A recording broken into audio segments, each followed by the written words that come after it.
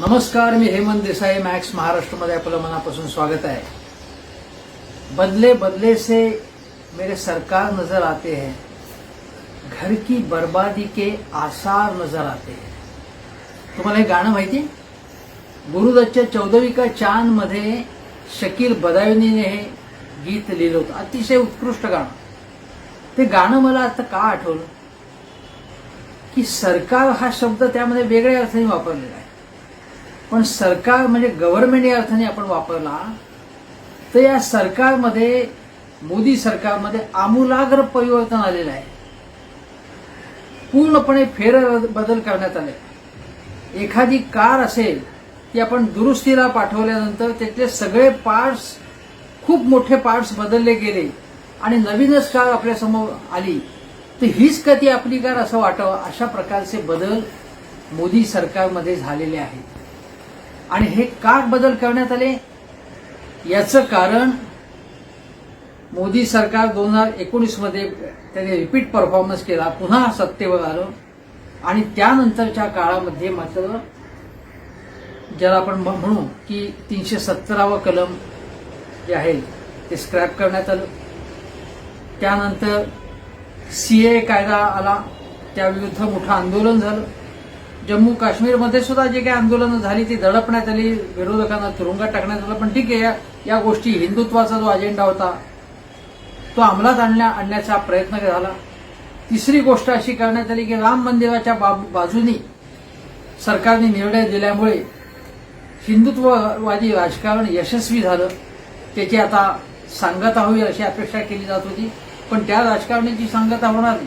राम मंदिर होणार आहे आता, पण पुन्हा एक राम मंदिराचा जमीन घोटाळा पुढे आला. म्हणजे जे हिंदुत्वाचे मुद्दे होते त्या मुद्द्यांमध्येही यश आलं नाही. आणि त्याच वेळी काय झालं की 2019च्या निवडणुकांपूर्वीच नोटाबंदीपासूनच नोटाबंदी, जीएसटी हे चुकीचे निर्णय लादले गेल्यामुळे आणि शिवाय आर्थिक मंदी जी आली आहे त्याला तोंड देण्यासाठी जी काही उपाययोजना करायला पाहिजे ती करण्यात पूर्णपणे अपयश आल्यामुळे विकास दर कमी झाला, मंदी आली, रोजगार गेले. आणि कोविडच्या काळामध्ये तर कोविड व्यवस्थापनामध्ये हे सरकार पूर्णपणे कुचकामी ठरलं. विकास दर तर शून्याच्याही खाली खाली गेला, म्हणजे -9% गेला. रोजगार जे होते, जे काही ज्यांना होते ते रोजगार गेले. त्यानंतर लोकांचे पगार कमी झाले आणि मुख्य म्हणजे जे मध्यमवर्गीय, साधे पांढरपेशे नोकरदार वर्ग जो आहे त्याच्याही नोकऱ्या गेल्या, गरिबांच्या तर गेल्याच. शिवाय आपल्याला आठवत असेल की जे स्थलांतरित मजुरांचे हाल झाले, महागाई वाढली मोठ्या प्रमाणामध्ये. मी सर्वंकष अपयश ज्याला म्हणतात की मोदी सरकार आल्यानंतर अच्छे दिन तर आले नाहीतच, पण बुरे दिन आणण्याचे आश्वासन न देता त्यांनी ते पाळलं, हे लक्षात घ्या. आणि हे सगळं अपयश असल्यामुळे आणि 2019च्या काळानंतरही हे सगळं आपण म्हणू, हे मोदी सरकार असं म्हणू शकतं की हे करोनामुळे झालं, जगावर संकट आलं, जगाचा विकास दर कमी झाला. पण जगापेक्षाही फटका जास्त आपल्याला बसला. आपल्याकडे अगणित लोक कोविडचे बळी गेले आणि हे बळींची संख्या कमी व्हावी, त्यांच्यावर चांगले उपचार व्हावे, या सगळ्या बाबतीत अपयश आहे. म्हणून मग मोदी सरकारने ठरवलं की आता हे सगळं आपल्या अंगाशी येते, आपल्या अंगावर येते. आणि मोदींवर लोकांचा अजूनही विश्वास होता, आतापर्यंतही विश्वास होता. पण आंतरराष्ट्रीय रेटिंगमध्ये, ग्लोबल रेटिंगमध्ये, लिडरशिपच्या नेतृत्वाच्या रेटिंगमध्ये मोदींची लोकप्रियता कमी झाली. देशांतर्गत सर्व्हेमध्ये सुद्धा मोदींची लोकप्रियता कमी झाली. शेजारच्या चीनपासून सुद्धा, म्हणजे गलवान खोऱ्यामधलं जे काय चीनची घुसखोरी होती त्याबाबत सुद्धा काय झालं हे आपल्याला माहिती आहे. हे सर्वंकष अपयश सरकारचं हे झाकायला तर पाहिजे, किंवा ते आपल्या अंगाशी येते असं मोदींना वाटलं की मोदी याला जबाबदार आहे. म्हणजे जर काही चांगल्या गोष्टी केल्या तर त्या मोदींनीच केल्या. केवळ मोदी है तो मुमकिन है असं जर म्हणायचं असेल तर अपयशाची जबाबदारी सुद्धा मोदींना घ्यायला लागेल. पण ती तर घ्यायची नसेल किंवा कमी प्रमाणात घ्यायची असेल तर काय करायला पाहिजे तर मग आपल्या मंत्रिमंडळाची फेररचना करायला पाहिजे. तेच तर मोदींनी केलं आणि ते कसं केलं तेच आपल्याला बघायचं. पहिला विषय आपण घेऊ या मंत्रिमंडळ पुनर्रचनेबाबत की महाराष्ट्राला काय मिळालं. तर महाराष्ट्राचे 3 कॅबिनेट मंत्री होते, अगोदर 3 राज्यमंत्री होते. आता 3 कॅबिनेट आहेतच महाराष्ट्राचे, पण राज्यमंत्री महाराष्ट्राचे 5 आहेत. म्हणजे महाराष्ट्राची याच्यामध्ये मिळकत किती, नेट निव्वळ मिळकत 2 मंत्र्यांची आहे. चांगली गोष्ट आहे, त्याबद्दल आपण मोदींचं अभिनंदन करू, त्यांना धन्यवाद देऊ. परंतु जे मंत्री घेतलेले आहेत, जे नवे मंत्री घेतलेले आहेत प्रमुख, कोणते घेतलेले आहेत, कपिल पाटील, नारायण राणे, त्यानंतर भारती पाटील आणि भारती पवार आणि चौथे मंत्री जे घेतलेले आहेत त्यांचं नाव आहे डॉक्टर भागवत कराड.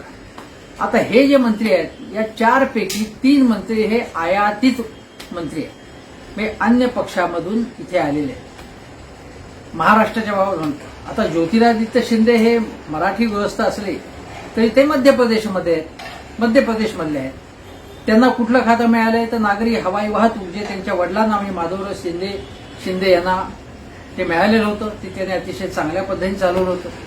आणि ज्योतिरादित्य यांनी मध्य प्रदेशमध्ये काँग्रेसमधनं फुटून काँग्रेसमध्ये असताना मोदींवरती प्रचंड टीका केली त्यांनी, लोकसभेमध्ये, प्रचारामध्ये, सभा समारंभामध्ये. आणि मोदी हे किती वाईट नेते आहेत, मोदींनी सगळा कसा बट्ट्याबोळ केला हे सांगणारे ज्योतिरादित्य शिंदे हे लाचारी करत काँग्रेसमधून पूर्णपणे काँग्रेसच्या विचारांशी बांधील तसं म्हणणारे ज्योतिरादित्य शिंदे यांना भरपूर संधी काँग्रेसने दिली. त्यांनी काँग्रेसची फितुरी केली आणि ते भाजपमध्ये गेले. काँग्रेसमधले लोक त्यांनी फोडले. त्यापैकी काही मंत्री मध्य प्रदेशमध्ये झाले, शिवराज सिंग चौहान ज्याला मामा असं म्हणतात.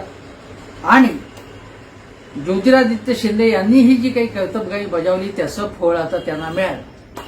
आता त्यांना करून दाखवायला लागेल, नागरी हवाई वाहतूक खात्यात जे काही करायचं ते करून दाखवायला लागेल, पण त्यांना हे फळ मिळालं. भाजपने आता असं ठरवलेलं आहे की बाहेरून नेते फोडून आणायचे आणि त्यांना चांगल्या पद्धतीने ते वागले, म्हणजे भाजपच्या ज्या काही परंपरेनुसार चौकटीनुसार, तर त्यांना आम्ही संधी देऊ. आणि यांना संधी दिली की आणखीन नेते, मग काँग्रेस असेल, तृणमूल असेल, कुठल्याही पक्षामधनं, प्रादेशिक पक्षांमधनं, विरोधी पक्षांमधनं आपल्याकडे येतील, म्हणून त्यांना संधी द्यायची. अशा प्रकारचं धोरण स्वीकारण्यात आले, तेच महाराष्ट्रामध्ये राबवण्यात आलं. आता पहिली गोष्ट घेऊ नारायण राणे.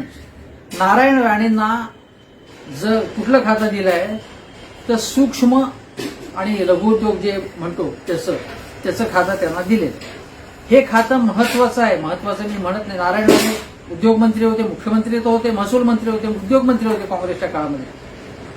त्यांचे स्वतःचे काही व्यवसाय आहेत, बाकी त्यांचे काही जे काही उद्योग आहेत त्याबद्दल मी काही बोलत नाही. त्या उद्योगांबद्दल ते जेव्हा नारायण राणे काँग्रेसमध्ये होते तेव्हा देवेंद्रजींनी त्यांच्यावरती तुडुंब टीका केली होती. अतिशय गंभीर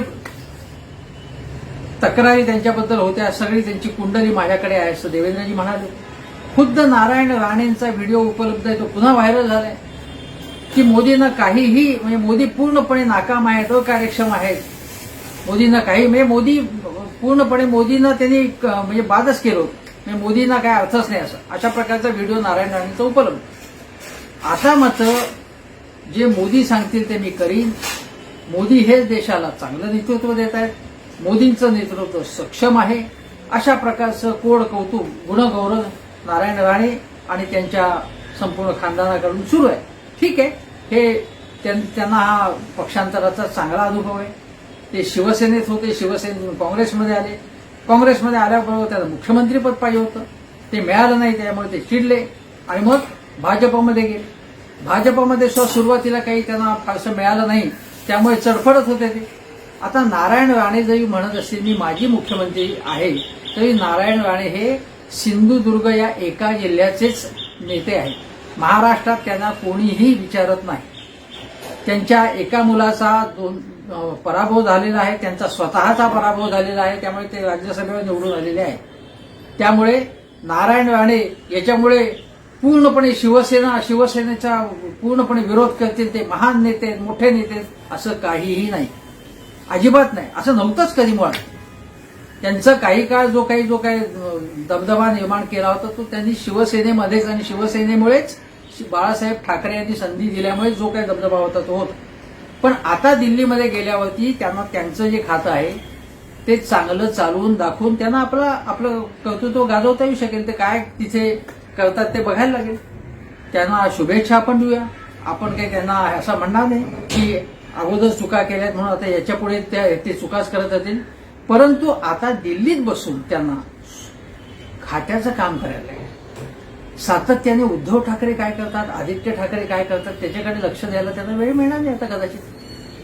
आणि लोकांची अपेक्षा अशी असेल की हे देशाचे मंत्री आहेत, त्यामुळे हा जो सूक्ष्म लघु उद्योग जो हा क्षेत्र आहे, हजारो उद्योग आहेत, त्यामध्ये प्रचंड रोजगार तयार होतो, त्याचं काम त्यांना बघायला लागेल हे लक्षात घेतलं. हा एक भाग. दुसरी गोष्ट अशी, नारायण राणे हा विषय संपला. मी याच्या पुढे बोलणार, पण एकच गोष्ट सांगतो. नितीन गडकरींकडे जे हे खातं होतं, हे खातं जे नारायण राणेंना दिलेलं आहे ते नितीन गडकरींकडनं का काढून घेण्याचं? नितीन गडकरींनी उत्कृष्ट काम तिथं केलं होतं, त्यामध्ये जीव ओतला होता. पण बघा 2019 मध्ये 2014 मध्ये गडकरी साहेबांकडे जी खाती होती ती कमी करण्यात आली 2019 मध्ये. आता त्यातलं आणखीन एक खातं त्यांच्याकडचं कमी करण्यात आलं. म्हणजे महाराष्ट्राच्या एका नेत्याला म्हणजे नारायण राणेंना पक्षामध्ये पावन करून घेतल्यानंतर काहीतरी द्यायचे म्हणून नितीन गडकरींचं महत्व तुम्ही का कमी करता? दुसरे जे संजय धोत्रे हे सुद्धा गडकरी गटातले एक मंत्री, त्यांचं मंत्रिपद गेलं पण ते गडकरी गटातले होते. मग त्यांचं जर मंत्री ते काही आजारी असतील किंवा ते काही फारसं काम करत नाहीत असं म्हणायचं. पण अतिशय धोत्रे हे अतिशय चांगले नेते, अतिशय सभ्य सुसंस्कृत नेते, लो प्रोफाईल नेते, खूप म्हणजे कुठल्याही प्रकारची काही ज्याला म्हणतो की ज्याला एक राजकीय नेता ज्या पद्धतीची टगेगिरी करतो तशी अजिबात करणे, अतिशय साधा माणूस, नेमस्त प्रवृत्तीचा माणूस, सज्जन माणूस. त्याचं खातं गेलं रावसाहेब दानवेंचं राहिलं. दानवेंनी असं काय दिवे लावलेले आहेत? पण दानवेंनी खातं राखण्यामध्ये हे केलं. पण मग समजा जावडेकरांचं खातं गेलं तर मग गिरीश बापटांना पुण्याच्या का संधी दिली नाही? गिरीश बापट हे आता पुणे महानगरपालिकेच्या निवडणूक आहे, त्यांनी पुण्याचं पालकमंत्रीपदही घेतले, भूषवलेले आणि महाराष्ट्रातले भाजपमधले जुने नेते जनसंघाच्या काळापासूनचे, अगदी त्यांच्या शालेय कॉलेज वयापासून ते पक्षाचं काम करतात. त्यांना का नाही संधी दिली माहित नाही मला. पण दुसरी गोष्ट म्हणजे प्रीतम मुंडेंना मंत्रिपद मिळणं अशा बातम्या मीडियानीच चालवल्या. पण त्यांना मंत्रिपद न देता डॉक्टर कराड यांना हे मंत्रिपद दिलं, ही चांगली गोष्ट आहे.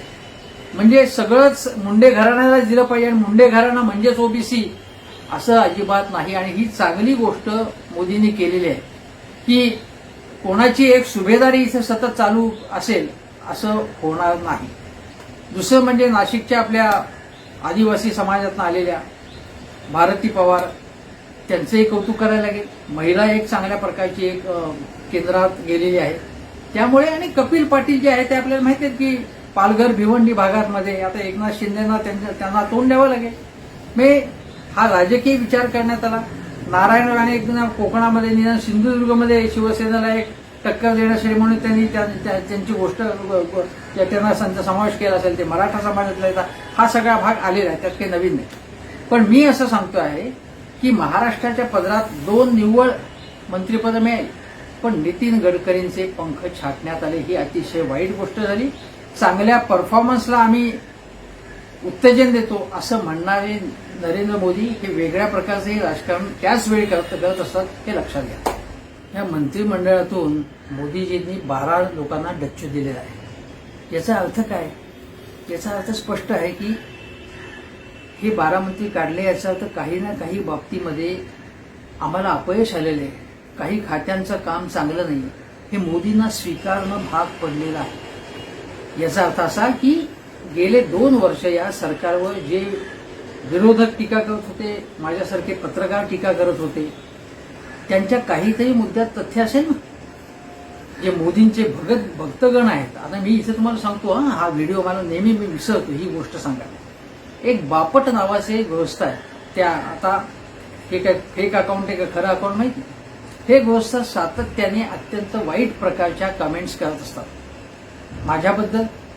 माझ्याबद्दल असं नाही, तर जे भारतीय जनता पक्ष असेल किंवा संघ असेल त्यांच्यावर जे टीका करत असतात त्यांच्यावरती ते वाईट पद्धतीने कमेंट्स करतात. माझं काय म्हणणं आहे, बापट साहेबांना मी आवाहन करतो की तुम्ही चांगल्या भाषेमध्ये अवश्य टीका करा, पण जर तुम्ही वाईट भाषा वापरली, बापट असतील किंवा अन्य कोणी असतील, त्यांच्यावरती मी कायदेशीर कारवाई करणार आहे. आणि या अगोदर सुद्धा मी तुम्हाला त्या दिशेने पावलं टाकलेली आहेत हे तुम्हाला माहिती आहे. आणि याच्या संबंधी पोलिसी कारवाई सुद्धा होऊ शकेल, ते लक्षात घ्या. बापट साहेब तुम्ही जर ऐकत असाल किंवा बापट साहेबांसारखे जे कोणी अन्य ऐकत असेल त्यांनी गंभीरपणे या मुद्द्याकडे लक्ष ठेवावं की हे मी साधेपणाने घेणार नाही. टीका अवश्य करा माझ्यावरती, काहीही हरकत नाही, कारण मी अन्य लोकांवर टीका करतो पण सभ्य शब्दात करतो. मी मोदीजींवर टीका करतो, सभ्य शब्दात करतो मी टीका. तेव्हा मुद्दे तुम्ही उपस्थित करा, हे मी सगळ्यांना सांगू शकतो. पण अनेक जण चांगल्या प्रकारे टीका करतात, त्यांचं मी कौतुक करतो. माझ्यावर टीका केली तरी सुद्धा कौतुक करेन त्यांचं, की मला नवीन गोष्टी त्यांच्याकडनं सुद्धा कळू शकतात, नवीन मुद्दे कळतात. हा भाग झाला. आता हा विषय बाजूला ठेवा. या मंत्रिमंडळामध्ये डॉक्टर हर्षवर्धन जे आरोग्य मंत्री होते त्यांना बाजूला करण्यात आलं. एक गोष्ट अशी आहे की आता दिल्लीमध्ये हर्षवर्धन हा एकच चेहरा जो आहे, चांगला चेहरा, म्हणजे सज्जन माणूस आहेत, ते डॉक्टर आहेत आणि पूर्वी मुख्यमंत्री सुद्धा राहिलेले, पूर्वी सुद्धा केंद्रीय मंत्रिमंडळात होतेच ते. तर डॉक्टर हर्षवर्धन यांची केंद्रीय आरोग्यमंत्री म्हणून कामगिरी मात्र साफ वाईट होती. एक गोष्ट लक्षात घेतली पाहिजे, असं लोक म्हणतात की कोविड व्यवस्थापनाची जबाबदारी केवळ हर्षवर्धन यांची नव्हती. अमित शहा ज्यांच्याकडे केंद्रीय गृह खाते त्यांची जबाबदारी मोठी होती. पीएमओ हे सगळं याच्यावरती लक्ष ठेवत होतं. त्यामुळे पंतप्रधानांची स्वतः सुद्धा जबाबदारी त्याच्यामध्ये, आणि पंतप्रधान कार्यालयाचं कामकाज सांभाळणारे जे असतात त्यांची सुद्धा जबाबदारी ती आहे. पण मुख्य जबाबदारी आरोग्य खात्याची हर्षवर्धन यांच्याकडे होती. मग आपण लक्षात घ्या की कोविडच्या संबंधी जी काही स्ट्रॅटेजी ठरली, लस वेळेवरती आपल्याकडे आली नाही, त्यासंबंधी कंत्राट करण्यामध्ये उशीर झाला, आपल्याला उशिरा झाला. ऑक्सिजन, व्हेंटिलेटर्स, औषधं देशांतर्गतरित्या सगळ्या गोष्टींचं उत्पादन करणं किंवा जर इथे अवेलेबल नसतील तर अन्य देशांमधून आयात करणं, यामध्ये साफ डॉक्टर हर्षवर्धन यांना अपयश आहे.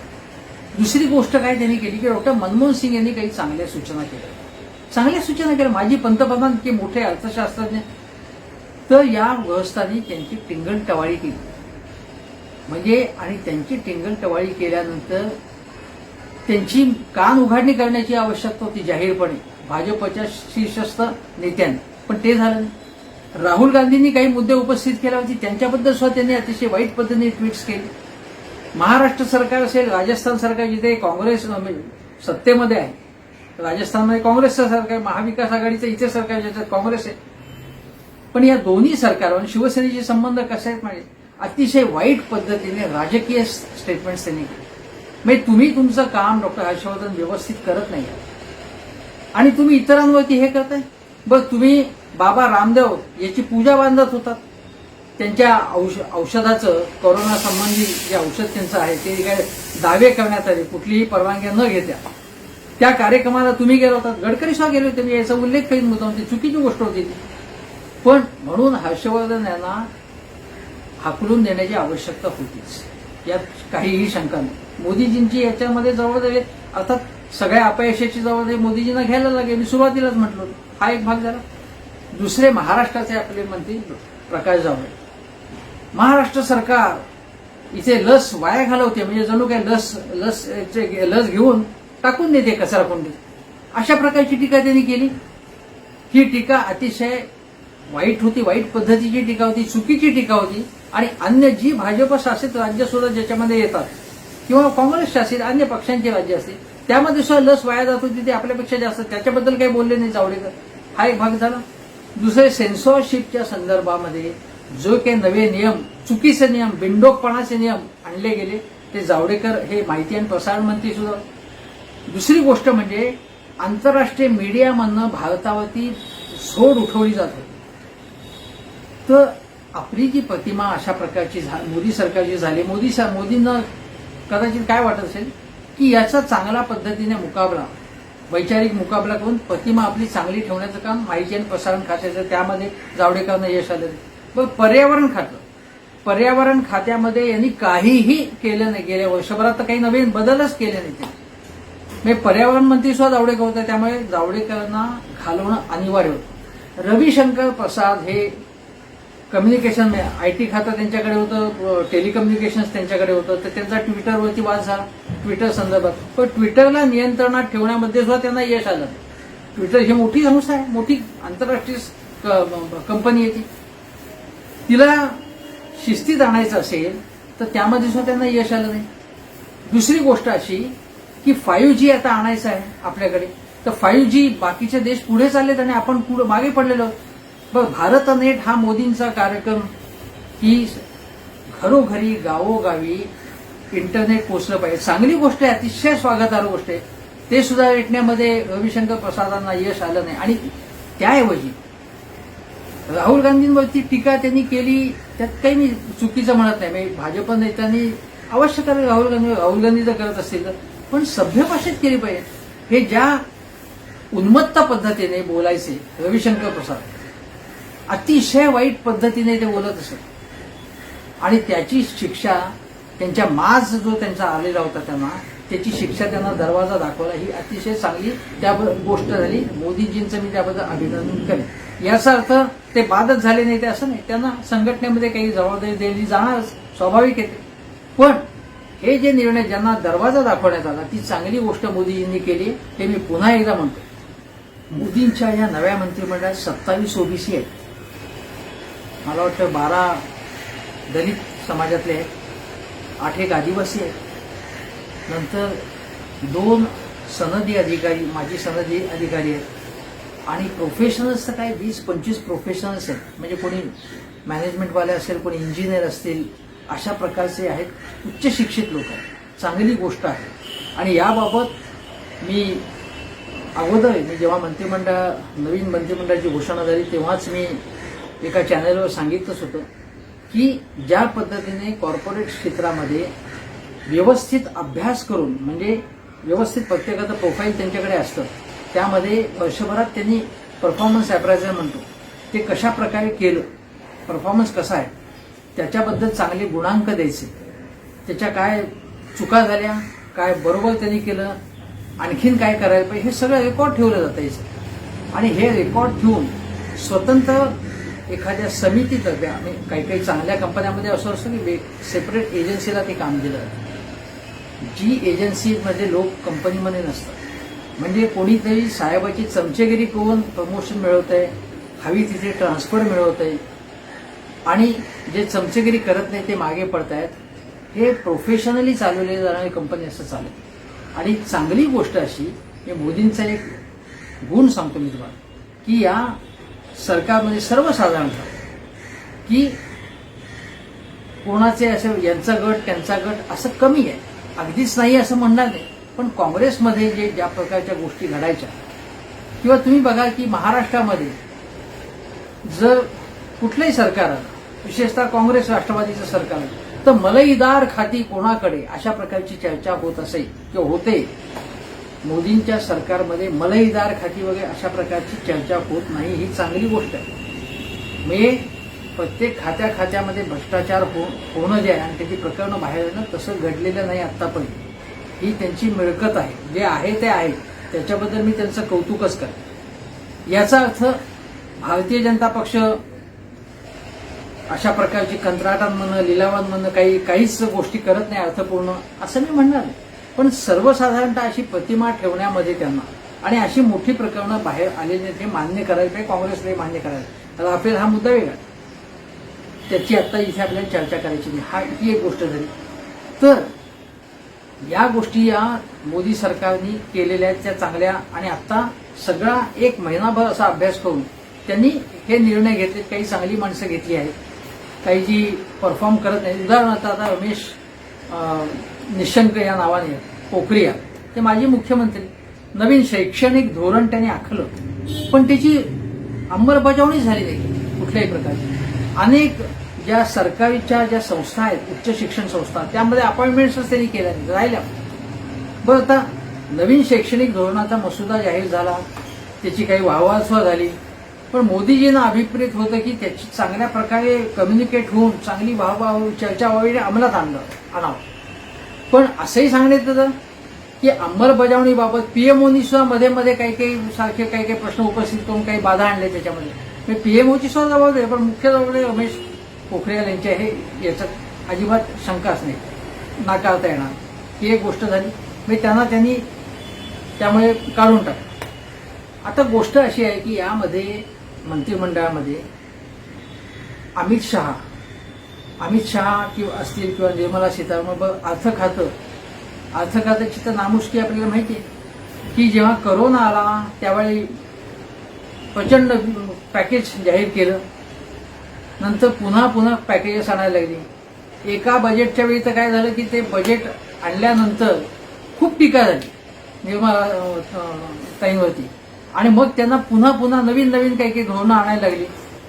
मग कॉर्पोरेट टॅक्स कमी करायचा किंवा अमुक टॅक्समध्ये बदल करायचा, अशा सारख्या घोषणा करायला लागल्या. बजेट सादर केल्यानंतर तुम्हाला 4-5 वेळा त्यात मोठे बदल करायला लागावे, ही नामुष्कीची गोष्ट. आणि बाकी पेट्रोल डिझेल महागाई हे तर मुद्दे होतेच, पण त्यांना धक्का लावण्यात आला नाही. परराष्ट्र खात्याचं जर आपण म्हटलं तर परराष्ट्र खात्याला सुद्धा अनेक बाबतीमध्ये यश आलेलं नाही. एस जयशंकर, मी एक उदाहरण सांगतो.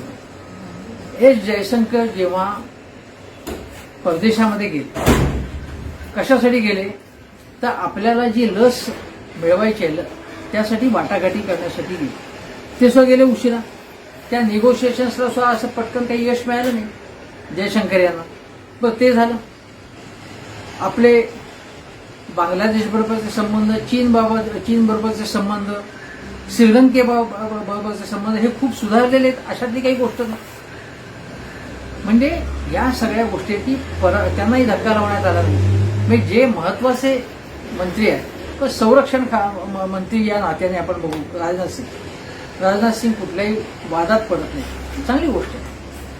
पण त्यांच्या काळामध्ये गलवानचं प्रकरण घडलं, आणि ते गलवानचं प्रकरण निस्तरताना नाकी नऊ आले आपल्याला. आपल्या काही जवानांना शहीद व्हावं लागलं. याची जबाबदारी कोणाची? याची जबाबदारी कोणाला तरी घ्यायला लागेल ना. मग गृह खात्याला आपण म्हणू तर गृह खात्यावरती वेगवेगळ्या प्रकरणामध्ये टीका झाली. उदाहरणार्थ दिल्लीमधील दंगल. आता अनुराग ठाकूर उदाहरण घेऊ आपण, ज्यांना प्रमोशन मिळालं. ते अनुराग ठाकूर यांनी विद्वेषी स्वरूपाचं अशा प्रकारचं विधान केलं होतं. त्यांना काय शिक्षाचं सोडून त्यांना प्रमोशन मिळालेलं. म्हणजे ज्यांनी काम चांगलं केलं नाही त्या सगळ्यांना घालवलं असं नाही. त्यापैकी काहींना कदाचित ते मोदी आणि शहा यांचे लाडके नसतील, त्यांना घालवले. दुसरी गोष्ट अशी की एका बाबतीत अगोदरची सरकार आणि मोदी सरकार हे काय म्हणतात की आम्ही पार्टी विथ डिफरन्स. आता पार्टी विथ डिफरन्समध्ये काँग्रेसमध्ये लोकशाही नाही बाबा, घराणेशाही आहे, फक्त सोनिया गांधी, राहुल गांधी, प्रियंका गांधी यांचं चालतं वगैरे वगैरे अशी टीका भारतीय जनता पक्ष करतो. ठीक आहे, ती करा, तुम्ही आणते, काही प्रमाणात तथ्य आहेच त्याच्यामध्ये. पण भारतीय जनता पक्षामध्ये जर बघा आपण की मोदी, शहा आणि काही प्रमाणामध्ये जे.पी. नड्डा यांच्याशिवाय अनेक निर्णय कोणाला माहितीच नसतं. कॅबिनेट कमिटी ऑन सिक्युरिटी आहे, त्याची कधी मिटिंग झाल्याची काही बातमी आल्याचं आठवतंय? Cabinet committee on economic affairs, त्याची कधी मिटिंग झाल्याचं तुम्हाला आठवतंय? हे सगळे निर्णय हे मोदीजी घेतात स्वतः. मी निर्णय घेणार, तुम्ही फक्त ते अंमलात आणायचे.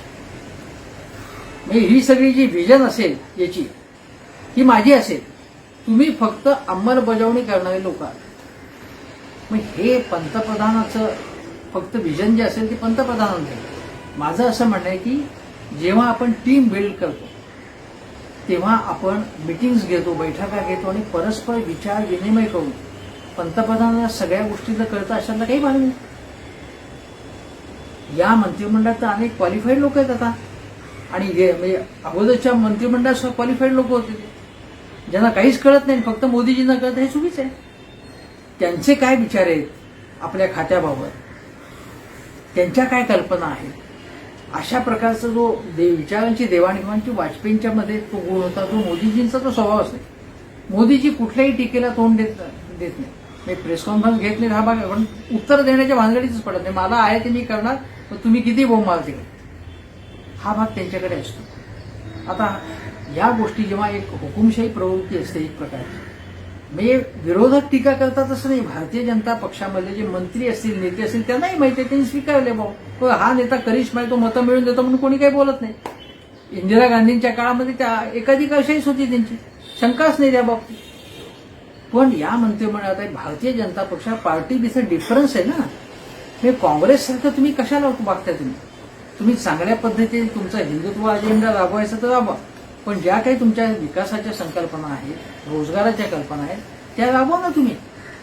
पण ते घडताना दिसत नाही. आणि मी म्हटलं त्याप्रमाणे फक्त परफॉर्म ऑर पेरिश, म्हणजे आम्ही फक्त कार्यक्षमतेला गुण उत्तेजन देतो असं सर्व सरसकट विधान करता येणार नाही.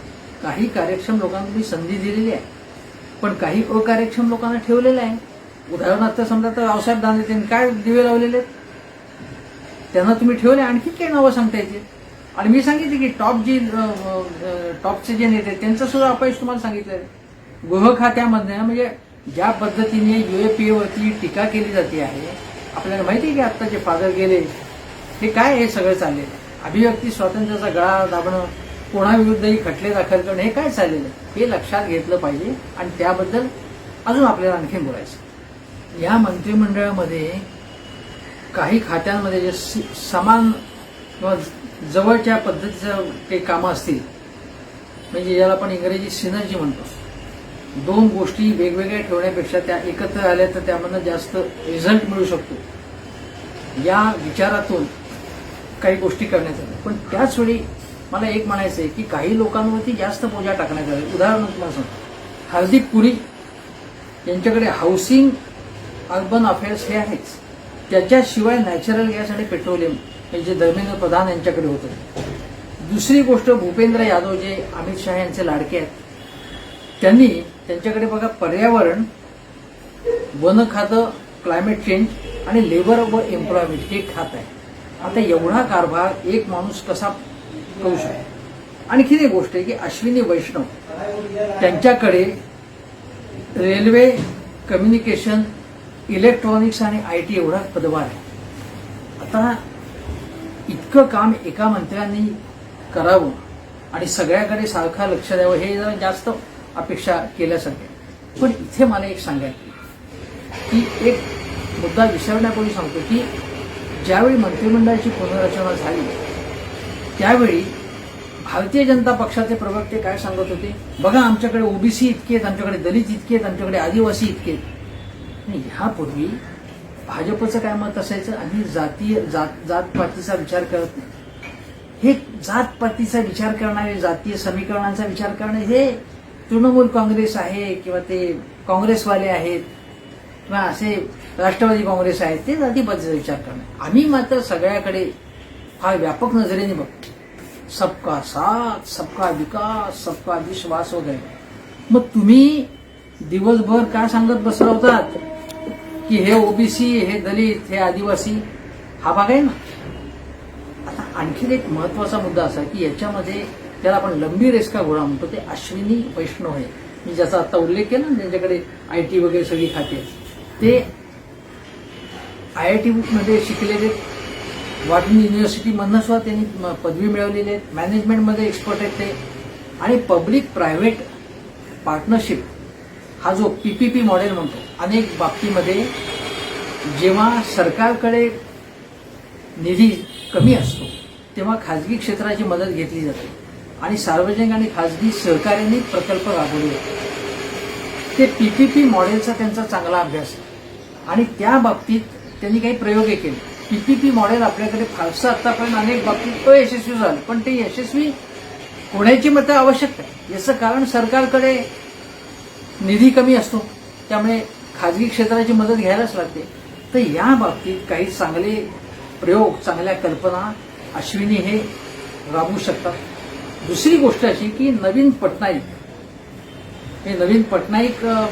ते ओडिशातनं निवडून आलेले आहेत आणि नरेंद्र मोदींनी पटनाईकांना विनंती केल्यानंतर ते राज्यसभेवरती हे आले आणि त्यांच्यामध्ये त्यांनी एकमेकाच्या विचाराने त्यांची निवड केली. ते जरी भाजपच्या कोट्यातनं आले असले तरी त्याबाबतीत नवीन पटनाईक यांनी त्यांना पाठिंबा दिला होता. कारण नवीन पटनाईक आणि मोदीजींचं चांगलं आहे, तुम्हाला माहिती आहे. पण एक लक्षात घेतलं पाहिजे की हा लंबी रेस का घोडा आहे. कारण या पुढच्या काळामध्ये भारत नेट हे जास्तीत जास्त ठिकाणी पोचवायचं आहे, म्हणजे इंटरनेट सगळीकडे पोचवायचं आहे. दुसरीकडे म्हणजे रेल्वे क्षेत्रामध्ये खूप मोठ्या सुधारणा अपेक्षित आहे. अनेक गोष्टी झाल्या नाहीत बरं का. म्हणजे गॅस रेल्वेची सुरक्षा असेल, रेल्वेमध्ये रेल्वेची आर्थिक सुधारणा असतील, याबाबत विवेक देबरॉय समितीने ज्या शिफारसी 4-5 वर्षापूर्वी केल्या होत्या त्या पाळण्यात आल्या नाही. त्याबाबत काहीही झालं नाही. आणि ही गोष्ट लक्षात घेतली पाहिजे. त्यामुळे अश्विनी यांच्याकडून याबाबत काही चांगली पावलं टाकली जातील अशी अपेक्षा आहे. या मंत्रिमंडळामध्ये उत्तर प्रदेशमधले अनेक लोक आहेत आणि उत्तर प्रदेशमधली जातीय समीकरणं विचार घेऊन त्यांची निवड झाली. कारण उत्तर प्रदेशमधली निवडणूक आहे. मनसुख मांडवी आहे गुजरातमधले एक नेते. गुजरातमध्ये सुद्धा चांगल्या नेतृत्वाची, भावी नेतृत्वाची आवश्यकता आहे. आणि या मांडवी यांनी सुद्धा सायलेंटली काही कामं चांगली केली होती, म्हणजे शिपिंगमध्ये वगैरे त्यांना सुद्धा चांगलं प्रमोशन मिळालेलं आहे. परंतु एक गोष्ट लक्षात घेतली पाहिजे की अशी की मोदीजींचं म्हणणं आहे की तुम्ही जास्त बडबड न करता, सतत लोकांपुढे न जाता तुम्ही काम केलं पाहिजे, मूकपणे काम केलं पाहिजे. आणि असं जर तुम्ही काम केलं, पुढे पुढे न करता लोकांच्या आमच्या चांगलं काम केलं तर आमचं तुमच्यावरती बारकाईनं लक्ष आहे. आणि तुम्ही जर चांगलं काम केलं तर तुम्हाला प्रमोशन मिळेल. काही बाबतीत ठीक आहे की प्रत्येकाचे काही लाडकी माणसं असतात, काही अपवाद आहेत. पण सर्वसाधारणतः भारतीय जनता पक्षामध्ये चमचेगिरी, भाडगिरी, गट्टबाजी, दरबारी राजकारण हे चालत नाही. काँग्रेसनी भाजपकडून घेण्यासारखी ही गोष्ट आहे. म्हणजे आणि दुसरी गोष्ट मोदीजींनी सांगितली या सगळ्या मंत्र्यांना की तुम्ही मीडियासमोर येऊ नका, लो प्रोफाईल व्हा. चांगली गोष्ट आहे की हा जो गुण आहे हा मोदींचा की तुम्ही करून दाखवा, तुमचं काम बोलेल, चांगली गोष्ट आहे ना. आता या उलट काँग्रेसवाले काय करतात बघा, सातत्याने सोशल मीडियावरती आपलं त्यांचं हे चालू असतं. रस्त्यावरची आंदोलनं त्यांची होत नाहीत तेवढ्या प्रमाणामध्ये, झाली तर यशस्वी होत नाहीत त्यांची आंदोलनं. ते नुसतं सोशल मीडियावर राहुल गांधींपासून सगळेजण बोलत असतात. काही नेते तर मी तर तुम्हाला सांगतो की एक काँग्रेसचा नेता म्हणावं की काय म्हणजे कार्यकर्ता, त्याला नेता म्हणू आपण, तो तर बजेट येण्यापूर्वीच हे बजेट बोगस असेल म्हणून सांगितलं आहे केंद्रीय अर्थसंकल्पात. मग तुम्ही तुमचं दरबारी राजकारण, तुमच्याकडे फक्त दरबारी राजकारण आहे काँग्रेसमध्ये. यांनी मोदीजीने मंत्रिमंडळात बदल केला, तुमच्या दरबारात काय चाललंय? तोच दरबार आहे तुमचा, तेच नेते तुमचे आहेत, तेच घराणेशाही तुमच्याकडे आहे. घराणेशाही भाजपमध्ये अजिबात नाही असं कोणी म्हणत नाही, पण कमी आहे तुलनेने. इथे टॉप लेव्हलला घराणेशाही नाही, अशा प्रकारची घराणेशाही नाही. जर चांगलं काम करून दाखवलं तर भारतीय जनता पक्षामध्ये त्याला वाव मिळतो. यांच्याकडे काय चाललेलं आहे, गांधी घराण्याच्या शिवाय त्यांची आवकृपा झाली तर बाजूला फेकला जातो माणूस. आणि त्यांची कृपाछत्र त्यांचं असेल तरच चालतं तुमचं. काँग्रेसमध्ये संघटनेमध्ये अध्यक्ष तुम्हाला अजून निवडता आला नाही. 2 वर्ष होऊन गेली की तुमचा सपशेल पराभव झाला. 2014 साली तर थोपाड फुटलंच होतं, 19 साली सुद्धा तुमचा सपशेल पराभव झाला. अजून तुम्ही तुमच्या पक्षात काही सुधारणा करत नाही. आणि मग मोदीजींनी मंत्रिमंडळातले काही बदल केले, त्याच्यावरती पोपटपंची करायला हे आहे. तुम्ही तुमचं बघा ना आधी काँग्रेसवाल्यांना. तेव्हा काँग्रेसनी याच्या संबंधी जास्त तोंडावर करून बोलण्याचं कारण नाही. काँग्रेसने पहिल्यांदा स्वतःमध्ये बदल घडवावा आणि मग भाजपमध्ये बदल घडलाय की नाही हे बघा.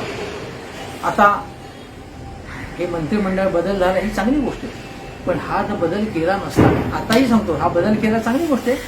यानंतर पुढच्या 2.5-3 वर्षामध्ये या मंत्र्यांनी चांगलं काम करून दाखवलं पाहिजे.